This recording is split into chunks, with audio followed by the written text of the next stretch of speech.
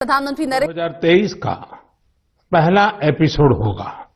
आप लोगों ने जो संदेश भेजे उनमें जाते हुए 2022 के बारे में बात करने को भी बड़े आग्रह से कहा है। अतीत का अवलोकन तो हमेशा हमें वर्तमान और भविष्य की तैयारियों की प्रेरणा देता है।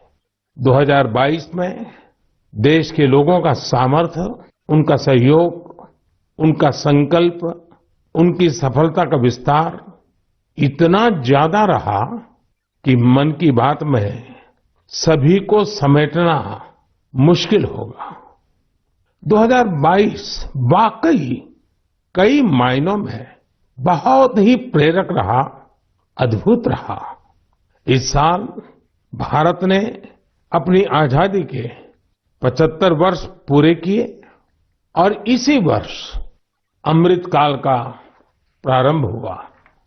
इस साल देश ने नई रफ्तार पकड़ी। सभी देशवासियों ने एक से बढ़कर एक काम किया। 2022 की विभिन्न सफलताओं ने आज पूरे विश्व में भारत के लिए एक विशेष स्थान बनाया है। 2022 यानी भारत द्वारा दुनिया की 5वीं सबसे बड़ी अर्थव्यवस्था का मुकाम हासिल करना। 2022 यानी भारत द्वारा 220 करोड़ वैक्सीन का अविश्वसनीय आंकड़ा पार करने का रिकॉर्ड। 2022 यानी भारत द्वारा निर्यात का $400 बिलियन का जादुई आंकड़ा पार कर जाना। 2022 यानी देश के जन जन द्वारा आत्मनिर्भर भारत के संकल्प को अपनाना, जीकर दिखाना। 2022 यानी भारत के पहले स्वदेशी एयरक्राफ्ट कैरियर आईएनएस विक्रांत का स्वागत। 2022 यानी स्पेस, ड्रोन और डिफेंस सेक्टर में भारत का परचम। 2022 यानी हर क्षेत्र में भारत का दमखम। खेल के मैदान में भी, चाहे कॉमनवेल्थ गेम्स हो या हमारी महिला हॉकी टीम की जीत, हमारे युवाओं ने जबरदस्त सामर्थ्य दिखाया। साथियों, इन सब के साथ ही साल 2022 एक और कारण से हमेशा याद किया जाएगा। ये है एक भारत श्रेष्ठ भारत की भावना का विस्तार। देश के लोगों ने एकता और एकजुटता को सेलिब्रेट करने के लिए भी कई अद्भुत आयोजन किए। गुजरात के माधवपुर मेला हो, जहां रुक्मिणी विवाह और भगवान कृष्ण के पूर्वोत्तर से संबंधों को सेलिब्रेट किया जाता है, या फिर काशी तमिल संगमम हो, इन पर्वों में भी एकता के कई रंग दिखे। 2022 में देशवासियों ने एक और अमर इतिहास लिखा है। अगस्त के महीने में चला हर घर तिरंगा अभियान, भला कौन भूल सकता है। वो पल थे, हर देशवासी के रोंगटे खड़े हो जाते थे। आजादी के 75 वर्ष के इस अभियान में पूरा देश तिरंगामय हो गया। 6 करोड़ से ज्यादा लोगों ने तो तिरंगे के साथ सेल्फी भी भेजी। आजादी का ये अमृत महोत्सव अभी अगले साल भी ऐसे ही चलेगा। अमृत काल की नींव को और मजबूत करेगा। साथियों, इस साल भारत को G20 समूह की अध्यक्षता की जिम्मेदारी भी मिली है। मैंने पिछली बार इस पर विस्तार से चर्चा भी की थी। साल 2023 में हमें G20 के उत्साह को नई ऊंचाई पर लेकर जाना है। इस आयोजन को एक जन आंदोलन बनाना है। मेरे प्यारे देशवासियों, आज दुनिया भर में धूमधाम से क्रिसमस का त्योहार भी मनाया जा रहा है। ये जीसस क्राइस्ट के जीवन, उनकी शिक्षाओं को याद करने का दिन है।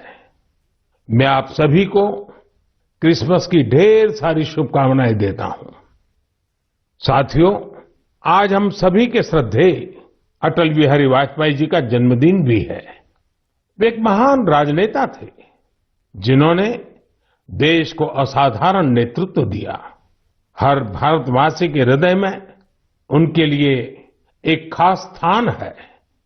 मुझे कोलकाता से आस्था जी का एक पत्र मिला है। इस पत्र में उन्होंने हाल की अपनी दिल्ली यात्रा का जिक्र किया है। वे लिखती हैं कि इस दौरान उन्होंने पीएम म्यूजियम देखने के लिए समय निकाला। इस म्यूजियम में उन्हें अटल जी की गैलरी खूब पसंद आई। अटल जी के साथ वहां खींची गई तस्वीर तो उनके लिए यादगार बन गई है। अटल जी की गैलरी में हम देश के लिए उनके बहुमूल्य योगदान की झलक देख सकते हैं। इंफ्रास्ट्रक्चर हो, शिक्षा या फिर विदेश नीति, उन्होंने भारत को हर क्षेत्र में नई ऊंचाइयों पर ले जाने का काम किया। मैं एक बार फिर अटल जी को हृदय से नमन करता हूं। साथियों, कल 26 दिसंबर को वीर बाल दिवस है और मुझे इस अवसर पर दिल्ली में साहिबजादा जोरावर सिंह जी और साहिबजादा फतेह सिंह जी की शहादत को समर्पित एक कार्यक्रम में शामिल होने का सौभाग्य मिलेगा। देश साहिबजादे और माता गुजरी के बलिदान को हमेशा याद रखेगा।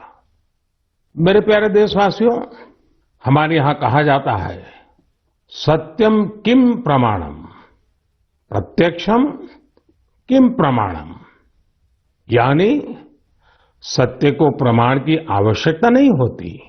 जो प्रत्यक्ष है उसे भी प्रमाण की आवश्यकता नहीं होती। लेकिन बात जब आधुनिक मेडिकल साइंस की हो तो उसमें सबसे महत्वपूर्ण होता है प्रमाण, एविडेंस। सदियों से भारतीय जीवन का हिस्सा रहे योग और आयुर्वेद जैसे हमारे शास्त्रों के सामने एविडेंस बेस्ड रिसर्च की कमी हमेशा हमेशा एक चुनौती रही है। परिणाम दिखते हैं लेकिन प्रमाण नहीं होते हैं। लेकिन मुझे खुशी है कि एविडेंस बेस्ड मेडिसिन के युग में अब योग और आयुर्वेद आधुनिक युग की जांच और कसौटियों पर भी खरे उतर रहे हैं। आप सभी ने मुंबई के टाटा मेमोरियल सेंटर के बारे में जरूर सुना होगा।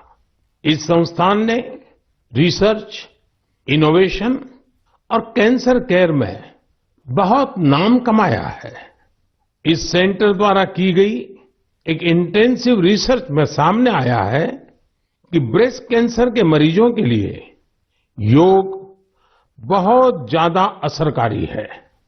टाटा मेमोरियल सेंटर ने अपनी रिसर्च के नतीजों को अमेरिका में हुई बहुत ही प्रतिष्ठित ब्रेस्ट कैंसर कॉन्फ्रेंस में प्रस्तुत किया है। इन नतीजों ने दुनिया के बड़े बड़े एक्सपर्ट्स का ध्यान अपनी तरफ खींचा है, क्योंकि टाटा मेमोरियल सेंटर ने एविडेंस के साथ बताया है कि कैसे मरीजों को योग से लाभ हुआ है। इस सेंटर की रिसर्च के मुताबिक योग के नियमित अभ्यास से ब्रेस्ट कैंसर के मरीजों की बीमारी के फिर से उभरने और मृत्यु के खतरे में 15% तक की कमी आई है। भारतीय पारंपरिक चिकित्सा में यह पहला उदाहरण है जिसे पश्चिमी तौर तरीकों वाले कड़े मानकों पर परखा गया है। साथ ही यह पहली स्टडी है जिसमें ब्रेस्ट कैंसर से प्रभावित महिलाओं में योग से क्वालिटी ऑफ लाइफ के बेहतर होने का पता चला है। इसके लॉन्ग टर्म बेनिफिट्स भी सामने आए हैं। टाटा मेमोरियल सेंटर ने अपनी स्टडी के नतीजों को पेरिस में हुए European society of medical oncology में उस सम्मेलन में प्रस्तुत किया है। साथियों, आज के युग में भारतीय चिकित्सा पद्धतियां जितनी ज्यादा एविडेंस बेस होगी उतनी ही पूरे विश्व में उनकी स्वीकार्यता बढ़ेगी। इसी सोच के साथ दिल्ली के एम्स में भी एक प्रयास किया जा रहा है। यहां हमारी पारंपरिक चिकित्सा पद्धतियों को वैलिडेट करने के लिए 6 साल पहले centre for integrative medicine and research की स्थापना की गई। इसमें लेटेस्ट मॉडर्न टेक्निक्स और रिसर्च मेथड्स का उपयोग किया जाता है। यह सेंटर पहले ही प्रतिष्ठित अंतर्राष्ट्रीय जर्नल्स में 20 पेपर प्रकाशित कर चुका है।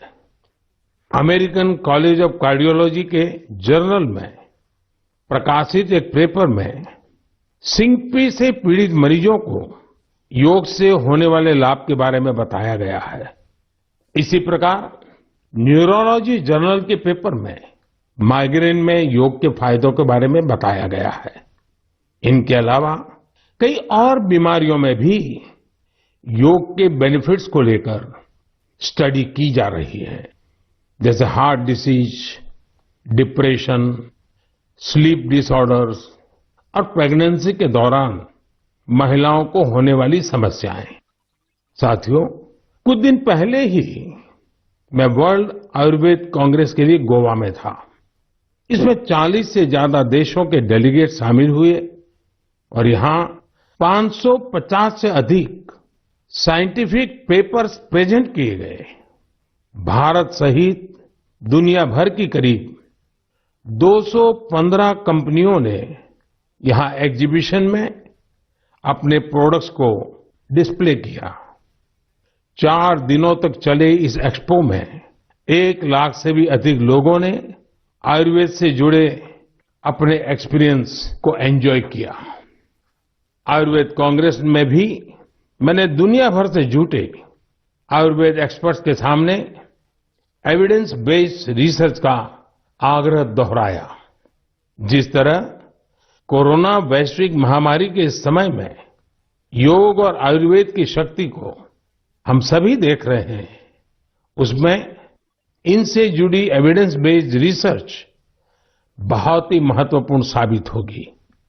मेरा आपसे भी आग्रह है कि योग, आयुर्वेद और हमारी पारंपरिक चिकित्सा पद्धतियों से जुड़े हुए ऐसे प्रयासों के बारे में अगर आपके पास कोई जानकारी हो तो उन्हें सोशल मीडिया पर जरूर शेयर करें। मेरे प्यारे देशवासियों, बीते कुछ वर्षों में हमने स्वास्थ्य क्षेत्र से जुड़ी कई बड़ी चुनौतियों पर विजय पाई है। इसका पूरा श्रेय हमारे मेडिकल एक्सपर्ट्स, साइंटिस्ट और देशवासियों की इच्छा शक्ति को जाता है। हमने भारत से स्मॉल पॉक्स, पोलियो और गिनी वॉर्म जैसी बीमारियों को समाप्त करके दिखाया है। आज मन की बात के श्रोताओं को मैं एक और चुनौती के बारे में बताना चाहता हूं, जो अब समाप्त होने की कगार पर है। ये चुनौती है, ये बीमारी है कालाजार। इस बीमारी का परजीवी सैंड फ्लाई यानी बालू मक्खी के काटने से फैलता है। जब किसी को कालाजार होता है तो उसे महीनों तक बुखार रहता है, खून की कमी हो जाती है, शरीर कमजोर पड़ जाता है और वजन भी घट जाता है। यह बीमारी बच्चों से लेकर बड़ों तक किसी को भी हो सकती है, लेकिन सबका प्रयास से कालाजार नाम की ये बीमारी अब तेजी से समाप्त होती जा रही है। कुछ समय पहले तक कालाजार का प्रकोप 4 राज्यों के 50 से अधिक जिलों में फैला हुआ था, लेकिन अब ये बीमारी बिहार और झारखंड के 4 जिलों तक ही सिमटकर रह गई है। मुझे विश्वास है बिहार, झारखंड के लोगों का सामर्थ्य, उनकी जागरूकता इन 4 जिलों से भी कालाजार को समाप्त करने में सरकार के प्रयासों को मदद करेगी। कालाजार प्रभावित क्षेत्रों के लोगों से भी मेरा आग्रह है कि वो दो बातों का जरूर ध्यान रखें। एक है सैंड फ्लाई या बालू मक्खी पर नियंत्रण, और दूसरा जल्द से जल्द इस रोग की पहचान और पूरा इलाज। कालाजार का इलाज आसान है। इसके लिए काम आने वाली दवाएं भी बहुत कारगर होती हैं। बस आपको सतर्क रहना है। बुखार हो तो लापरवाही ना बरतें और बालू मक्खी को खत्म करने वाली दवाइयों का छिड़काव भी करते रहें। जरा सोचिए, हमारा देश जब कालाजार से भी मुक्त हो जाएगा तो ये हम सभी के लिए कितनी खुशी की बात होगी। सबका प्रयास की इसी भावना से हम भारत को 2025 तक टीबी मुक्त करने के लिए भी काम कर रहे हैं। आपने देखा होगा, बीते दिनों जब टीबी मुक्त भारत अभियान शुरू हुआ तो हजारों लोग टीबी मरीजों की मदद के लिए आगे आए। ये लोग निक्षय मित्र बनकर टीबी के मरीजों की देखभाल कर रहे हैं, उनकी आर्थिक मदद कर रहे हैं। जन सेवा और जन भागीदारी की यही शक्ति हर मुश्किल लक्ष्य को प्राप्त करके ही दिखाती है। मेरे प्यारे देशवासियों, हमारी परंपरा और संस्कृति का मां गंगा से अटूट नाता है। गंगा जल हमारी जीवन धारा का अभिन्न हिस्सा रहा है और हमारे शास्त्रों में भी कहा गया है, नमामि गंगे तव पाद पंकजम सुर असुरई वंदित दिव्य रूपम भुक्तिम च मुक्तिम च ददासि नित्यम भाव अनुसारेण सदा नराणाम। अर्थात हे मां गंगा, आप अपने भक्तों को उनके भाव के अनुरूप सांसारिक सुख, आनंद और मोक्ष प्रदान करती है। सभी आपके पवित्र चरणों का वंदन करते हैं। मैं भी आपके पवित्र चरणों में अपना प्रणाम अर्पित करता हूं। ऐसे में सदियों से कल कल बहती मां गंगा को स्वच्छ रखना हम सबकी बहुत बड़ी जिम्मेदारी है। इसी उद्देश्य के साथ 8 साल पहले हमने नमामि गंगे अभियान की शुरुआत की थी। हम सभी के लिए गौरव की बात है कि भारत की इस पहल को आज दुनिया भर की सराहना मिल रही है। यूनाइटेड नेशंस ने नमामि गंगे मिशन को इकोसिस्टम को रिस्टोर करने वाली दुनिया के टॉप 10 इनिशिएटिव में शामिल किया है। ये और भी खुशी की बात है कि पूरे विश्व के 160 ऐसे इनिशिएटिव्स में नमामि गंगे को यह सम्मान मिला है। साथियों, नमामि गंगे अभियान की सबसे बड़ी ऊर्जा लोगों की निरंतर सहभागिता है। नमामि गंगे अभियान में गंगा प्रहरियों और गंगा दूतों की भी बड़ी भूमिका है। वे पेड़ लगाने, घाटों की सफाई, गंगा आरती, नुक्कड़ नाटक, पेंटिंग और कविताओं के जरिए जागरूकता फैलाने में जुटे हैं। इस अभियान से बायोडायवर्सिटी में भी काफी सुधार देखा जा रहा है। हिल्सा मछली, गंगा डॉल्फिन और कछुओं की विभिन्न प्रजातियों की संख्या में काफी वृद्धि हुई है। गंगा का इकोसिस्टम क्लीन होने से आजीविका के अन्य अवसर भी बढ़ रहे हैं। यहां मैं जलज आजीविका मॉडल की चर्चा करना चाहूंगा, जो कि बायोडायवर्सिटी को ध्यान में रखकर तैयार किया गया है। इस टूरिज्म बेस्ड बोट सफारीज को 26 लोकेशंस पर लॉन्च किया गया है। जाहिर है, नमामि गंगे मिशन का विस्तार, उसका दायरा नदी की सफाई से कहीं ज्यादा बढ़ा है। ये जहां हमारी इच्छा शक्ति और अथक प्रयासों का एक प्रत्यक्ष प्रमाण है, वहीं ये पर्यावरण संरक्षण की दिशा में विश्व को भी एक नया रास्ता दिखाने वाला है। मेरे प्यारे देशवासियों, जब हमारी संकल्प शक्ति मजबूत हो तो बड़ी से बड़ी चुनौती भी आसान हो जाती है। इसकी मिसाल पेश की है सिक्किम के थेगू गांव के संगे शेरपा जी ने। ये पिछले 14 साल से 12,000 फीट से भी ज्यादा की ऊंचाई पर पर्यावरण संरक्षण के काम में जुटे हुए हैं। संगे जी ने सांस्कृतिक और पौराणिक महत्व का सोमगो लेक, उसे स्वच्छ रखने का बीड़ा उठा लिया है। अपने अथक प्रयासों से उन्होंने इस ग्लेशियर लेक का रंग रूप ही बदल डाला है। साल 2008 में संगे शेरपा जी ने जब स्वच्छता का यह अभियान शुरू किया था, तब उन्हें कई मुश्किलों का सामना करना पड़ा, लेकिन देखते ही देखते उनके इस नेक कार्यों में युवाओं और ग्रामीणों के साथ ही पंचायत का भी भरपूर सहयोग मिलने लगा। आज आप अगर सोमगो लेक को देखने जाएंगे तो वहां चारों ओर आपको बड़े बड़े गार्बेज बिन्स मिलेंगे। अब यहां जमा हुए कूड़े कचरे को रिसाइकलिंग के लिए भेजा जाता है। यहां आने वाले पर्यटकों को कपड़े से बने गार्बेज बैग्स भी दिए जाते हैं, ताकि कूड़ा कचरा इधर उधर न फेंके। अब बेहद साफ सुथरी हो चुकी इस झील को देखने हर साल करीब 5 लाख पर्यटक यहां पहुंचते हैं। सोमगो लेक के संरक्षण के इस अनूठे प्रयास के लिए संगे शेरपा जी को कई संस्थाओं ने सम्मानित भी किया है। ऐसी ही कोशिशों के बदौलत आज सिक्किम की गिनती भारत के सबसे स्वच्छ राज्यों में होती है।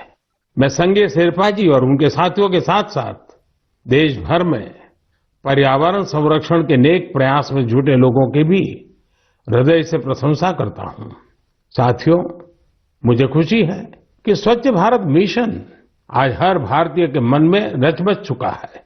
साल 2014 में इस जन आंदोलन के शुरू होने के साथ ही इसे नई ऊंचाइयों पर ले जाने के लिए लोगों ने कई अनूठे प्रयास किए हैं, और ये प्रयास सिर्फ समाज के भीतर ही नहीं बल्कि सरकार के भीतर भी हो रहे हैं। लगातार इन प्रयासों का परिणाम ये है, कूड़ा कचरा हटने के कारण, बिन जरूरी सामान हटने के कारण दफ्तरों में काफी जगह खुल जाती है, नया स्पेस मिल जाता है। पहले जगह के अभाव में दूर दूर किराए पर दफ्तर रखने पड़ते थे। इन दिनों ये साफ सफाई के कारण इतनी जगह मिल रही है कि अब एक ही स्थान पर सारे दफ्तर बैठ रहे हैं। पिछले दिनों सूचना और प्रसारण मंत्रालय ने भी मुंबई में, अहमदाबाद में, कोलकाता में, शिलांग में, कई शहरों में अपने दफ्तरों में भरपूर प्रयास किया, और उसके कारण आज उनको 2-2, 3-3 मंजिलें पूरी तरह नए सिरे से काम में आ सके ऐसी उपलब्ध हो गई। ये अपने आप में स्वच्छता के कारण हमारे संसाधनों का ऑप्टिमम यूटिलाइजेशन का उत्तम अनुभव आ रहा है। समाज में भी, गांव-गांव, शहर-शहर में भी, उसी प्रकार से दफ्तरों में भी ये अभियान देश के लिए भी हर प्रकार से उपयोगी सिद्ध हो रहा है। मेरे प्यारे देशवासियों, हमारे देश में अपनी कला संस्कृति को लेकर एक नई जागरूकता आ रही है, एक नई चेतना जागृत हो रही है। मन की बात में हम अक्सर ऐसे उदाहरणों की चर्चा भी करते हैं, जैसे कला, साहित्य और संस्कृति समाज की सामूहिक पूंजी होते हैं। वैसे ही इन्हें आगे बढ़ाने की जिम्मेदारी भी पूरे समाज की होती है। ऐसा ही एक सफल प्रयास लक्षद्वीप में हो रहा है। यहाँ कल्पेनी द्वीप पर एक क्लब है, कुमेल ब्रदर्स चैलेंजर्स क्लब। ये क्लब युवाओं को स्थानीय संस्कृति और पारंपरिक कलाओं के संरक्षण के लिए प्रेरित करता है। यहाँ युवाओं को लोकल आर्ट, कोलकली, परिचाकली, किलिपाट्टू और पारंपरिक गानों की ट्रेनिंग दी जाती है। यानी पुरानी विरासत नई पीढ़ी के हाथों में सुरक्षित हो रही है, आगे बढ़ रही है। और साथियों, मुझे खुशी है इस प्रकार के प्रयास देश में ही नहीं विदेश में भी हो रहे हैं। हाल ही में दुबई से खबर आई कि वहां के कलारी क्लब ने Guinness book of world records में नाम दर्ज किया है। कोई भी सोच सकता है कि दुबई के क्लब ने रिकॉर्ड बनाया तो जो भारत से क्या संबंध। दरअसल ये रिकॉर्ड भारत की प्राचीन मार्शल आर्ट कलारियापट्टू से जुड़ा है। ये रिकॉर्ड एक साथ सबसे अधिक लोगों के द्वारा कलारी के प्रदर्शन का है। कलारी क्लब दुबई में दुबई पुलिस के साथ मिलकर ये प्लान किया और यूएई के नेशनल डे में प्रदर्शित किया। इस आयोजन में 4 साल के बच्चों से लेकर 60 वर्ष तक के लोगों ने कलारी की अपनी क्षमता का बेहतरीन प्रदर्शन किया। अलग अलग पीढ़ियां कैसे एक प्राचीन परंपरा को आगे बढ़ा रही हैं, पूरे मनोयोग से बढ़ा रही हैं, ये उसका अद्भुत उदाहरण है। साथियों, मन की बात के श्रोताओं को मैं कर्नाटका के गडक जिले में रहने वाले कवेम श्री जी के बारे में भी बताना चाहता हूं। कवेम श्री दक्षिण में कर्नाटका की कला संस्कृति को पुनर्जीवित करने के मिशन में पिछले 25 वर्षों से अनवरत लगे हुए हैं। आप कल्पना कर सकते हैं कि उनकी तपस्या कितनी बड़ी है। पहले तो वो होटल मैनेजमेंट के प्रोफेशन से जुड़े थे, लेकिन अपनी संस्कृति और परंपरा को लेकर उनका लगाव इतना गहरा था कि उन्होंने इसे अपना मिशन बना लिया। उन्होंने कला चेतना के नाम से एक मंच बनाया।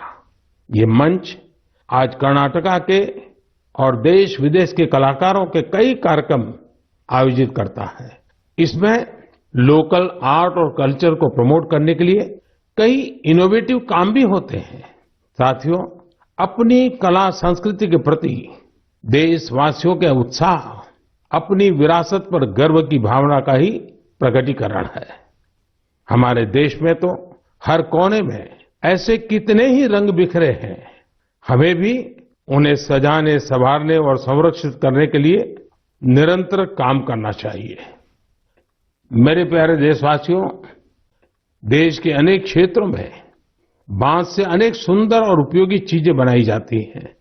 विशेष रूप से आदिवासी क्षेत्रों में बांस के कुशल कारीगर कुशल कलाकार है। जब से देश ने बैम्बू से जुड़े अंग्रेजों के जमाने के कानूनों को बदला है, इसका एक बड़ा बाजार तैयार हो गया है। महाराष्ट्र के पालघर जैसे क्षेत्रों में भी आदिवासी समाज के लोग बैम्बू से कई खूबसूरत प्रोडक्ट्स बनाते हैं। बैम्बू से बनने वाले बॉक्सेस, कुर्सी, चायदानी, टोकरियां और ट्रे जैसी चीजें खूब लोकप्रिय हो रही है। यही नहीं, ये लोग बैम्बू घास से खूबसूरत कपड़े और सजावट की चीजें भी बनाते हैं। इससे आदिवासी महिलाओं को रोजगार भी मिल रहा है और उनके हुनर को पहचान भी मिल रही है। साथियों, कर्नाटका के एक दंपति सुपारी के रेशे से बनी कई यूनिक प्रोडक्ट्स इंटरनेशनल मार्केट तक पहुंचा रहे हैं। कर्नाटका में शिवमोगा में ये दंपति हैं, श्रीमान सुरेश और उनकी पत्नी श्रीमती मैथिली। ये लोग सुपारी के रेशे से ट्रे, प्लेट और हैंडबैग से लेकर कई डेकोरेटिव चीजें बना रहे हैं। इसी रेशे से बनी चप्पलें भी आज खूब पसंद की जा रही हैं। उनके प्रोडक्ट्स आज लंदन और यूरोप के दूसरे बाजारों तक में बिक रहे हैं। यही तो हमारे प्राकृतिक संसाधनों और पारंपरिक हुनर की खूबी है, जो सबको पसंद आ रही है। भारत के इस पारंपरिक ज्ञान में दुनिया सस्टेनेबल फ्यूचर के रास्ते देख रही है। हमें खुद भी इस दिशा में ज्यादा से ज्यादा जागरूक होने की जरूरत है। हम खुद भी ऐसे स्वदेशी और लोकल प्रोडक्ट इस्तेमाल करें और दूसरों को भी ये उपहार में दें। इससे हमारी पहचान भी मजबूत होगी, स्थानीय अर्थव्यवस्था भी मजबूत होगी और बड़ी संख्या में लोगों का भविष्य भी उज्जवल होगा। मेरे प्यारे देशवासियों, अब हम धीरे धीरे मन की बात के 100वें एपिसोड के अभूतपूर्व पड़ाव की ओर बढ़ रहे हैं। मुझे कई देशवासियों के पत्र मिले हैं जिनमें उन्होंने 100वें एपिसोड के बारे में बड़ी जिज्ञासा प्रकट की है। 100वें एपिसोड में हम क्या बात करें, उसे कैसे खास बनाएं, इसके लिए आप मुझे अपने सुझाव भेजेंगे तो मुझे बहुत अच्छा लगेगा। अगली बार हम वर्ष 2023 में मिलेंगे। मैं आप सभी को वर्ष 2023 की शुभकामनाएं देता हूं। ये वर्ष भी देश के लिए खास रहे, देश नई ऊंचाइयों को छूता रहे। हमें मिलकर के संकल्प भी लेना है, साकार भी करना है।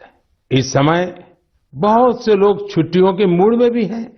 आप पर्वों को, इन अवसरों का खूब आनंद लीजिए, लेकिन थोड़ा सतर्क भी रहिए। आप भी देख रहे हैं कि दुनिया के कई देशों में कोरोना बढ़ रहा है।